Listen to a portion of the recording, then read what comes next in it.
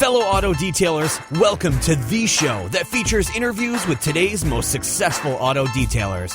This is the Auto Detailing Podcast. Here's your host, Jimbo Balaam.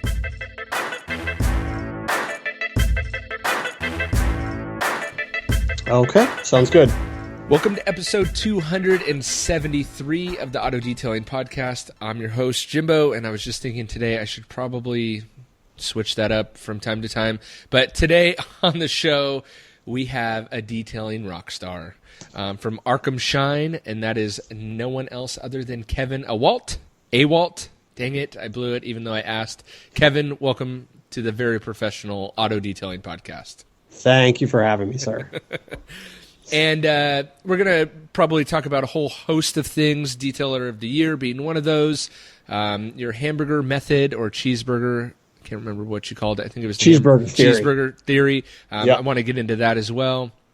But before we kind of take a deep dive into the specifics like that, why don't you let the listeners know where you're at and what you do as far as detailing and how you got into detailing?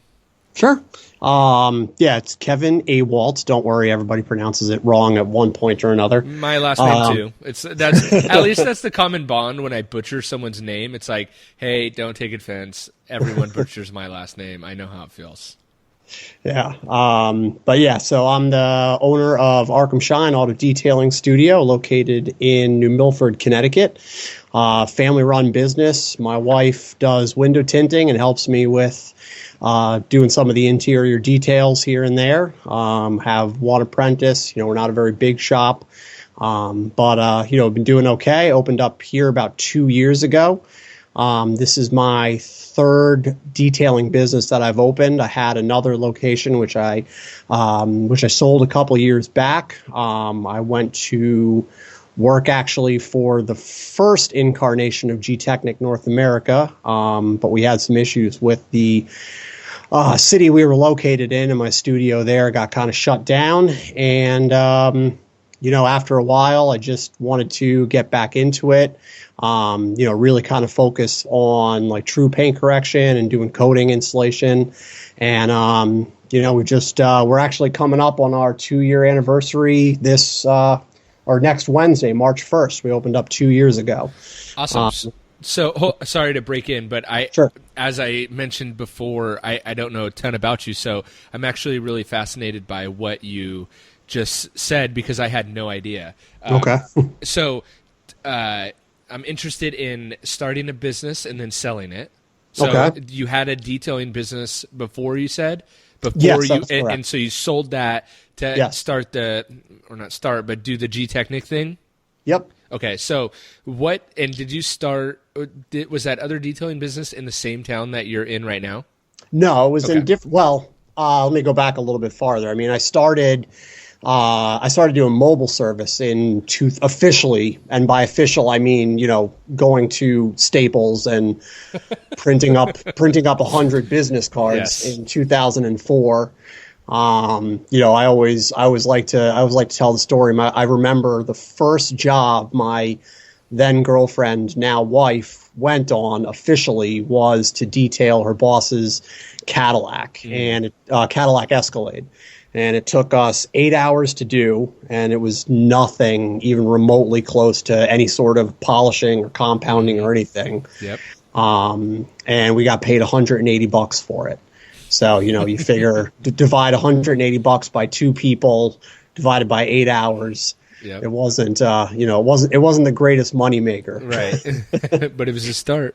Right, it was a start. So, we did that for a couple of years, and it really kind of got to the point where, we were doing it part time. The job I had at the time was starting to kind of like restructure how they were paying people and starting to fire some of the people that were making a lot of money based on old contracts. Mm-hmm. And I knew that I was going to be one of those people. So, we said at that point, that was 2008, we said, we're going to do this or I'm going to have to start another job somewhere else. So at that point, we decided to open up a fixed location. I ran that for about 4 or 5 years. before getting involved with G-Technic, and then I went to work with G-Technic, and now I'm here.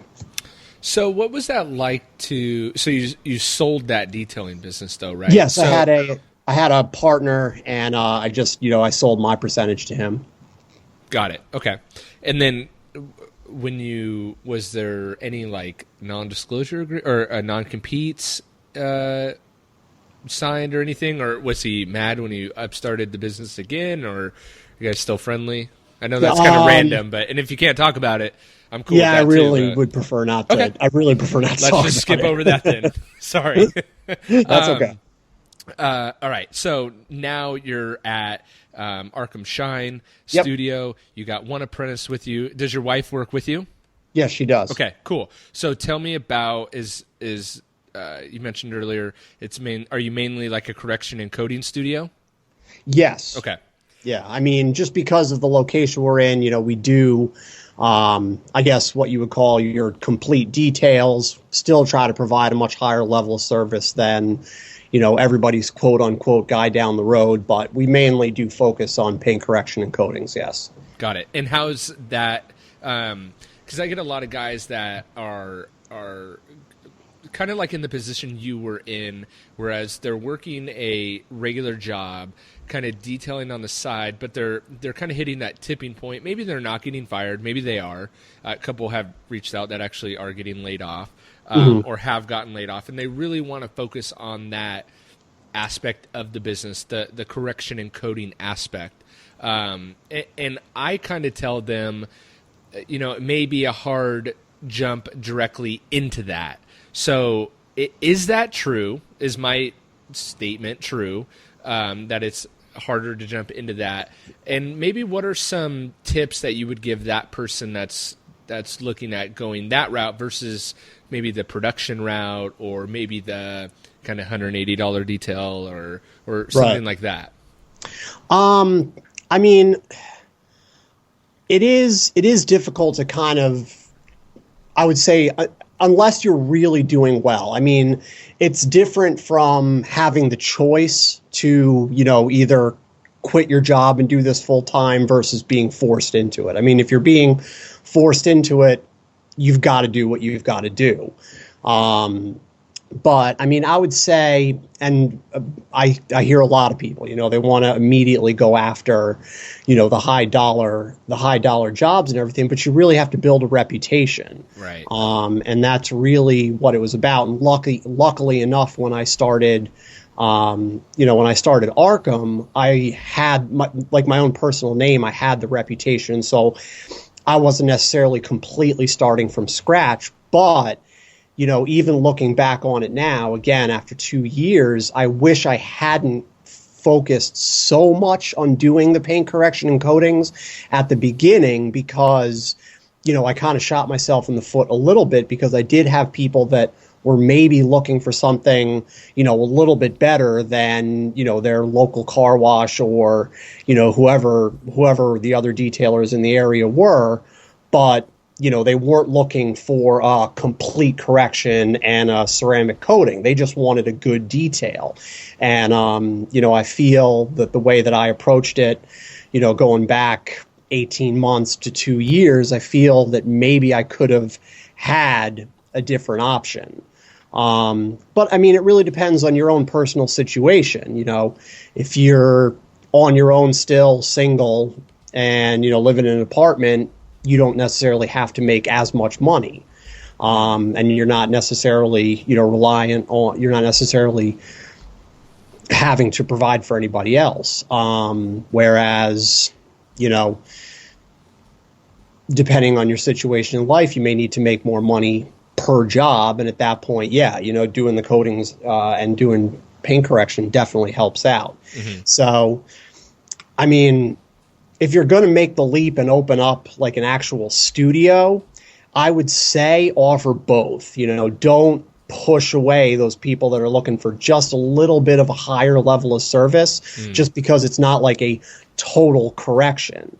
I mean, it's very easy to get a high-end result in, 5 or 6 hours. It may not be a total correction and coding, but, just what that customer is looking for. Right. So now are you still strictly correction and codings? And so have you kind of buffered the storm in the beginning of not taking on those lesser jobs, and you've gotten to a place where you're only correction and coding, or are you beginning to weave in those quote unquote better detail jobs?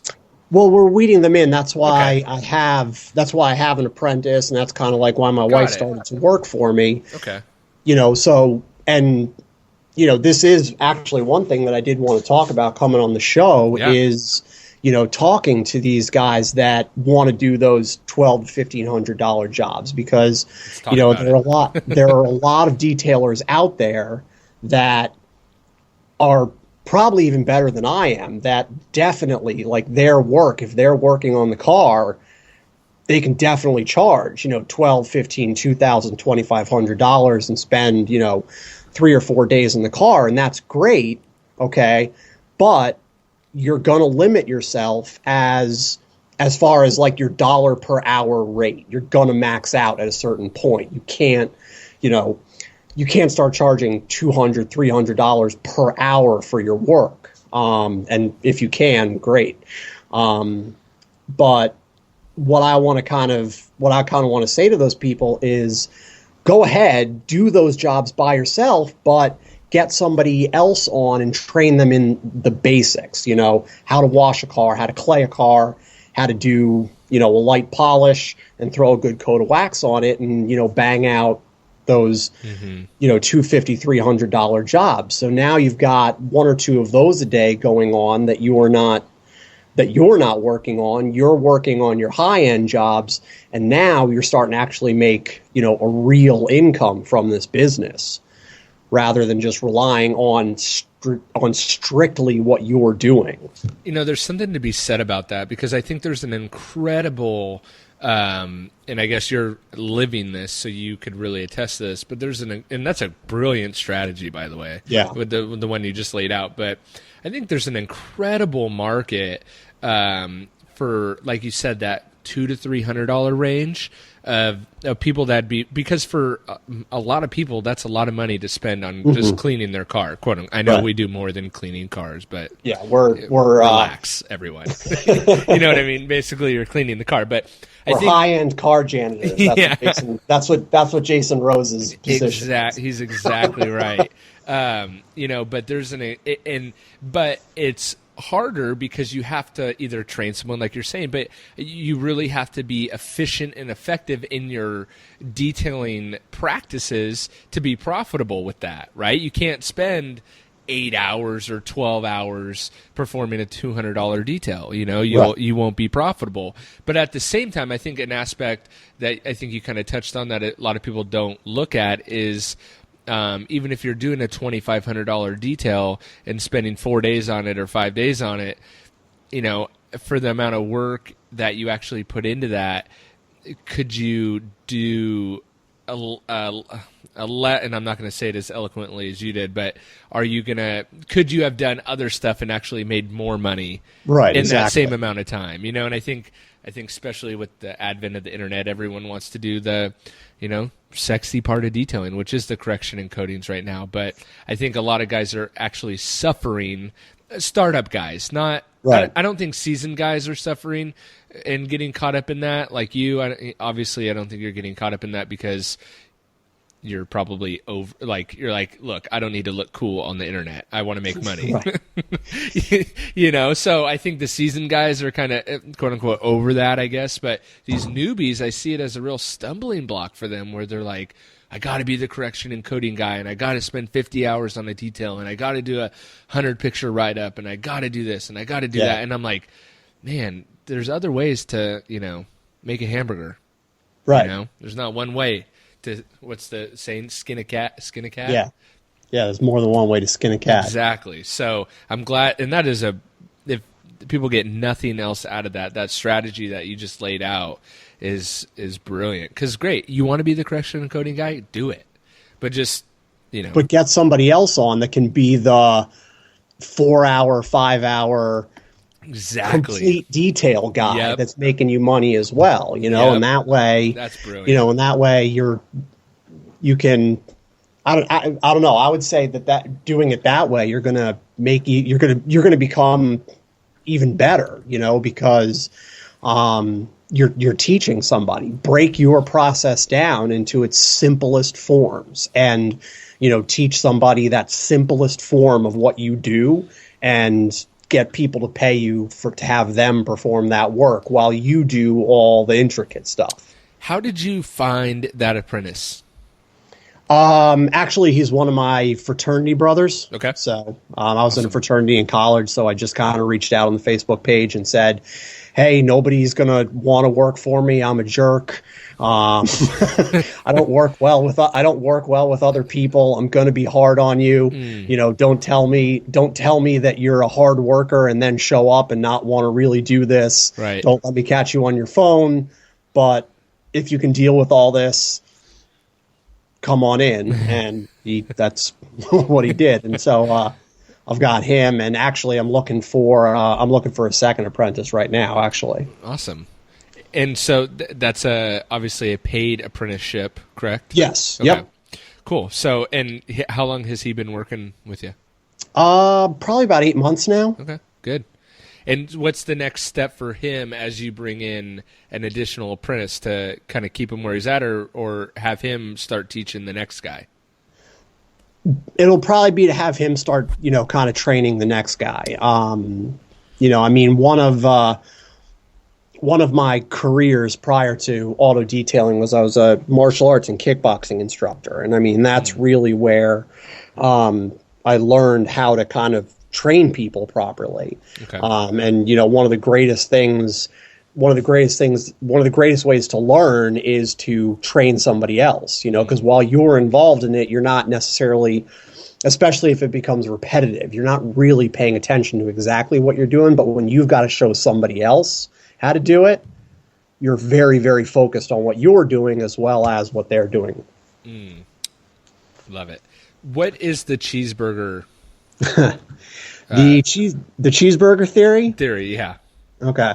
The cheeseburger theory I came up with, whenever I'm talking to potential clients or clients, I always like to try to figure out ways to bring it out of the auto detailing world because, there's 300 or 400 of us in the United States that are heavily involved, and we know all the terminology and we know what we're talking about and things like that. But the general population, I'm still being asked, if I clay the car to remove scratches. So when you're talking about the general population, you have to learn how to kind of relate to them a little bit more. So what I did was I came up with the cheeseburger theory, and basically it's to kind of help explain what's different from what you do versus the guy down the road. And the basic idea behind it is I can walk into a McDonald's and I can order a cheeseburger and it's going to cost me $1. Okay. Or I can walk into one of the greatest steakhouses in New York City and there could be a cheeseburger on the menu and it's going to cost me $75. I'm saying that I want the exact same thing. I would like the cheeseburger. Okay. But just like I want my car detailed, there's two completely different meanings behind the two of them. You've got McDonald's, again, it's $1 versus $75. At McDonald's or wherever, it's microwaved. There's no skilled labor behind it. It's wrapped in wax paper. It's handed to you and you go and eat it on a fixed linoleum table. And, we're not even sure if it's real meat or cheese at this point. Right. Versus this, this cheeseburger that you're having at this steakhouse that's, they ask you, how do you want it cooked? How do you want it grilled? There's at least a skilled professional chef. If they're not doing it themselves, they're at least overseeing the production of your meal.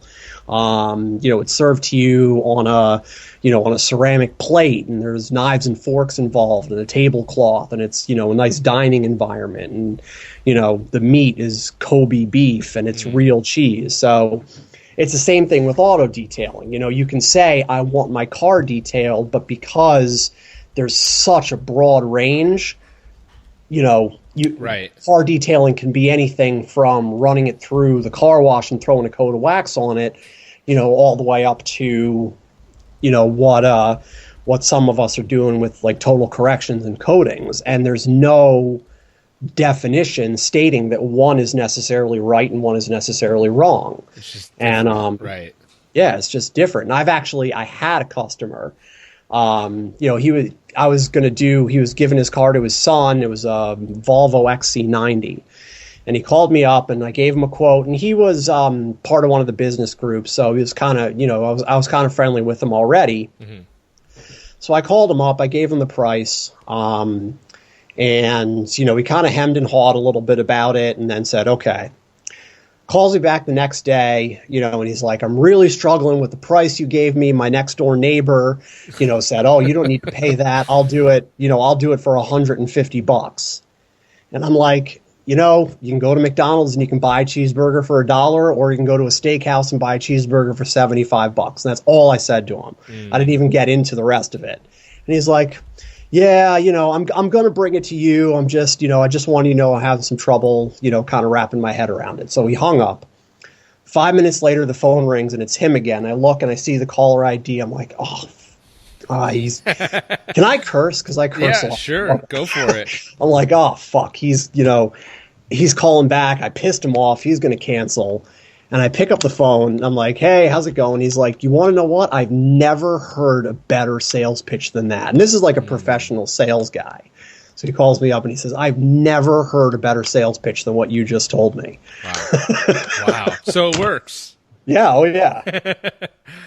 Wow. So I love that because it's so relatable, and I think that's kind of to your point when you first started about the theory is that we can, as detailers, we can like talk in this like detail lingo that no one else understands unless you understand the detailing lingo. But 90% of the population doesn't care. They don't even care. That's the other thing. They don't even care. You're just exactly want right. their car. Right. They just want their car detailed. Exactly. But if you could break it down to something that they understand, everyone understands a cheeseburger. Everyone understands that a fish patty at McDonald's is different than a fish patty at a fish restaurant, right? So, right, exactly. Or a cheeseburger, or whatever. But so you could break it down into those relative terms, and man, this is gold. You're dropping some gold, man, because it's all actionable stuff and actionable takeaways that guys really, really struggle with this kind of stuff, and that's why so many people get in trouble in their business and get kind of hung up on stuff because they don't know how to relate and they don't know what to do and they're stuck and they don't know about the cheeseburger theory, man. Right. Now they know. Well, hopefully now they know. hopefully that'll be trending after this comes out.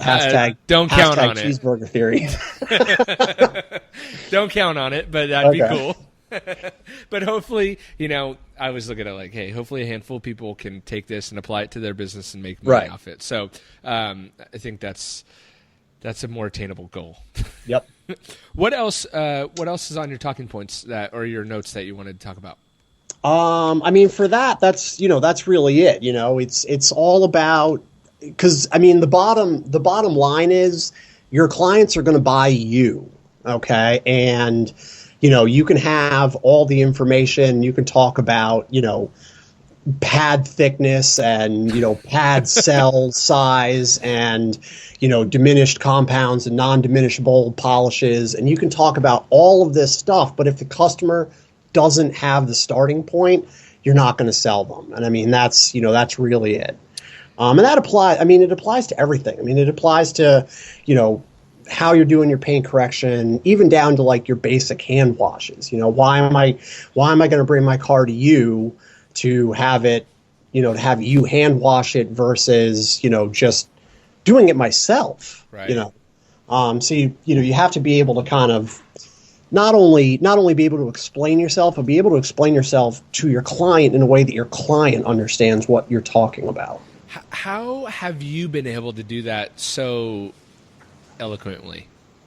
Trial and error. I've just been doing this for so long, that I've learned what what people want to hear and what people don't want to hear, and what I've said that's got me in trouble, and just so paying attention to Yep. what you're saying, but also I've kind of realized that more recently with my customers too, of like, for example, if a customer calls and they're selling their car, I always try to get down to like why the people are getting their car detailed.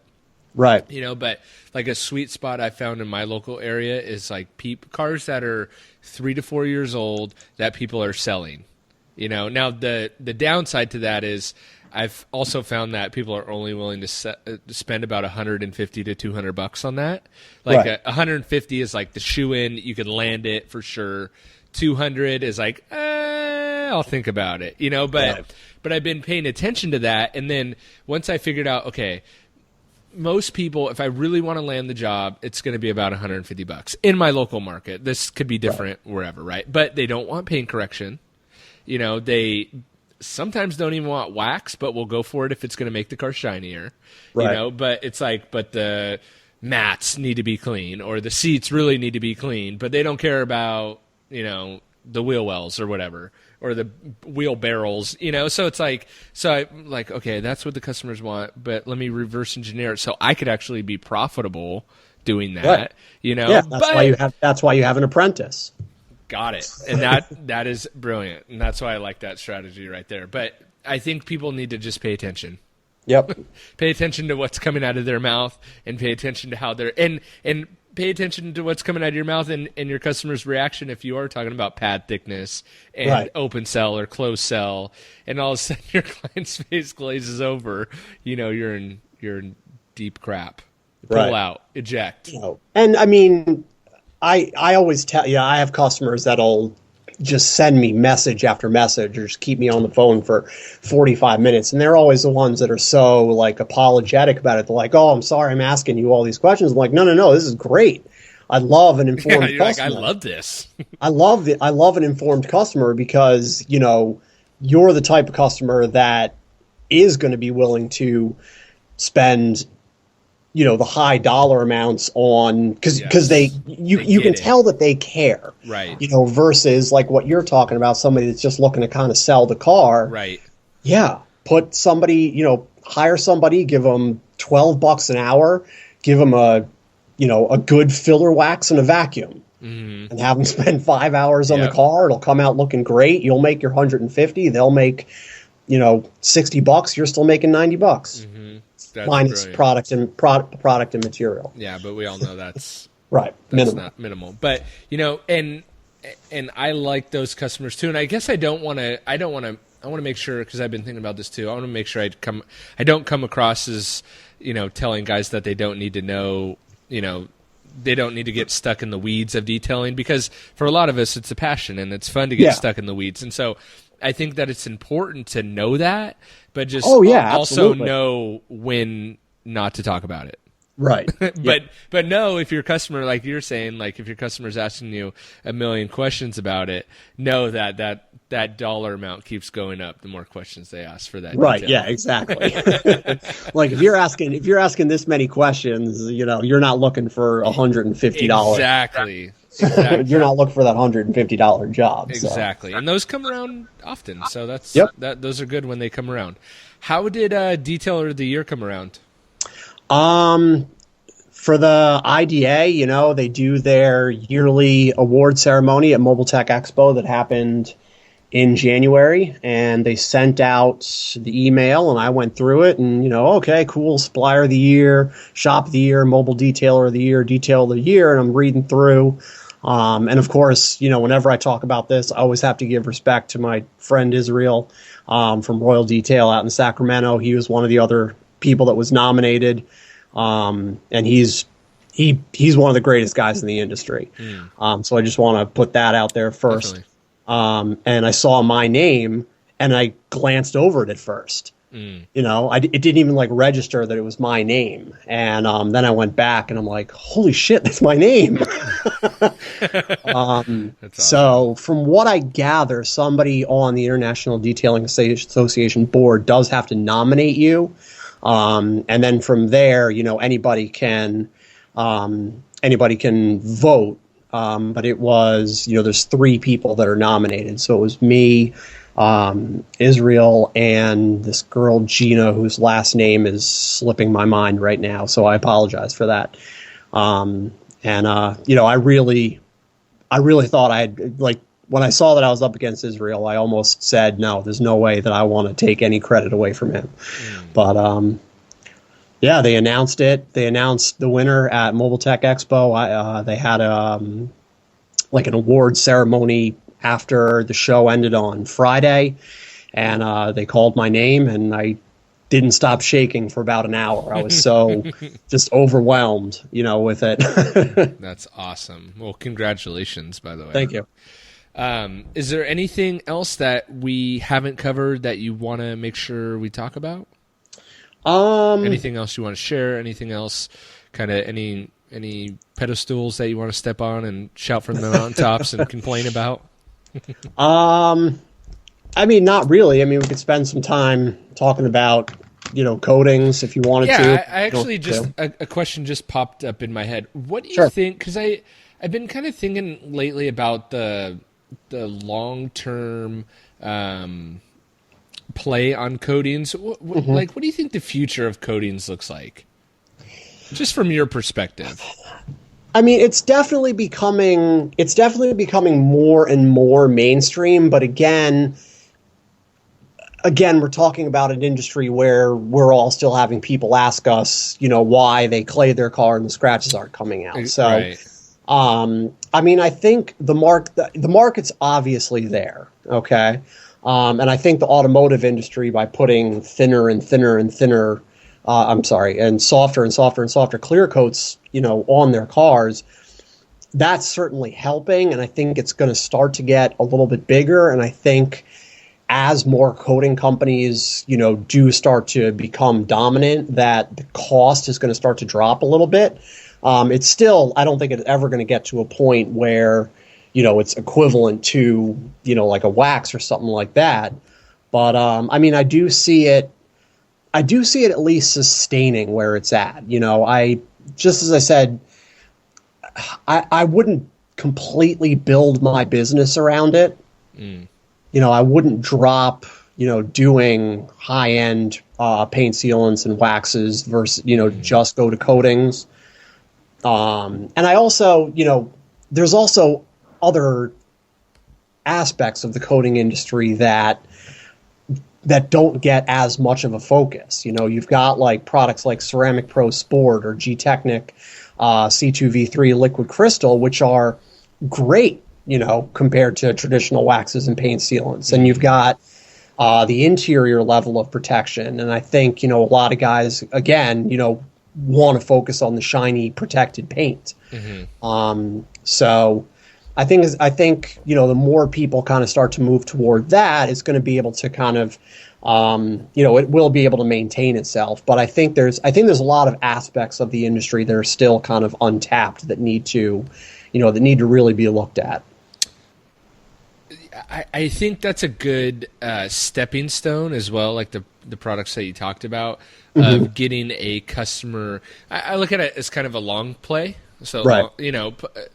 And get a customer who's maybe used to just getting like a regular wax or sealant, get them into that like next level, which would be like Ceramic Pro Sport or whatever. And every coating company has theirs, so I'm not picking on anyone, or most companies do. Maybe like that 2-year coating, would you say, like 1 to 2 year coating level, and then work them into the longer term 5-year or whatever thing.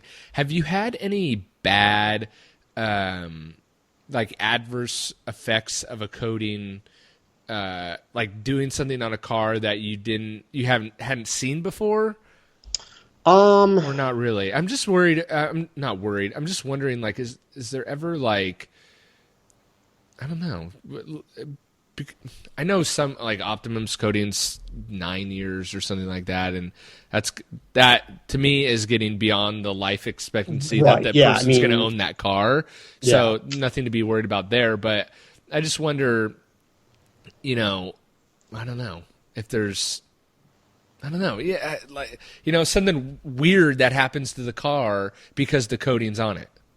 I mean, I haven't really seen anything weird. I mean, obviously, a lot of the companies that are out there have their issues with water spotting and customers coming back and being upset with that. But I mean, that's expectation. I mean, you have to explain to your customers that yes, this still may happen, but it's the coating that's taking the abuse. It's not the clear coat. It's going to be much easier to repair. Yep. I hear people talk all the time, and I say, to be very, very careful about what you're promising. This stuff isn't meant to make your car. It's not meant to make the car bulletproof. Yep. Basically, if I'm explaining a coating to a customer, no matter what it is, and I mean, I offer an entire line of coatings from G-Technic and Ceramic Pro all the way to Simonize's new program Diamond Plate. I say to a customer, I say, the main idea behind getting a ceramic coating on your car is to make somebody like yourself that is willing to spend the money to make it easier for you to maintain the appearance of your car. And that's really the bottom line. It's if somebody's willing. I don't get a lot of soccer moms with their minivans coming in wanting their cars coated. Right. Right. Yeah. I would agree with you that aspect of it falls more on the responsibility of the installer versus the coating company itself, as not to oversell the coatings. And that's where I've seen the biggest mistakes of customers coming to me and being like, well, this guy said I could pretty much key my car, and it's like, boy, ugh. Well, no, I'll do that demo, and then I'll immediately say after it, don't actually do this to your car. This is a panel that I have in my office that I can fix. Right. Don't go and do this to your car. If you want to demo it to your friends, bring your friends here, and I'll do it. Yeah.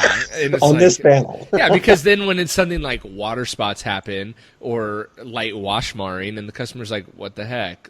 This guy said I could key it. The customers are confused. Right. So, yeah, I would agree. My big warning is just don't oversell the stupid thing. Right. There's learn exactly what you're doing. Again, learn how to talk to your customers about it properly.